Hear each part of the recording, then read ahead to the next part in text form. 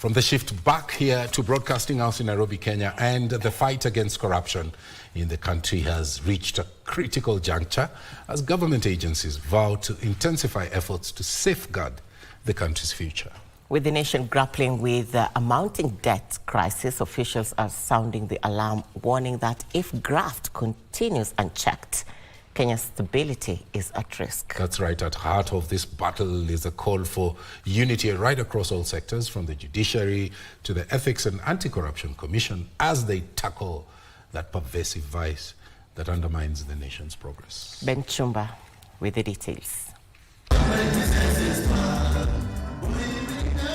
As corruption continues to drain billions from public coffers and crippling essential services, the government is sounding an urgent alarm. Corruption is truly a poison that we are partaking every day, and it is going to poison our entire system until we die, and we kill our country, and we kill the future. With external debt soaring to a staggering 5.09 trillion Kenyan shillings, the need to confront corruption has never been more critical. It is the worst period for this country in terms of debt repayment. This country has never been where we are today. And allow me just to demonstrate to you that that is the reality that we must confront. We made decisions some time back to take certain loans, and those loans, unfortunately, have just reached the peak in terms of maturity.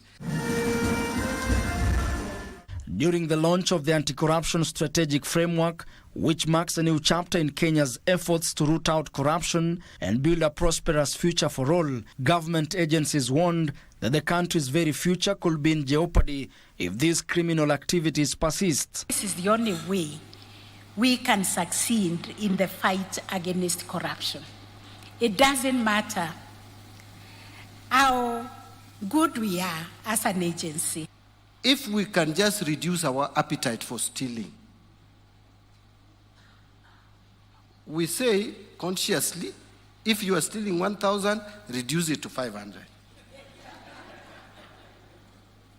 If we consciously reduce the theft to 1 billion, it means we'll be saving 1 billion per day for 365 days. In a year, you will save 365 billion shillings.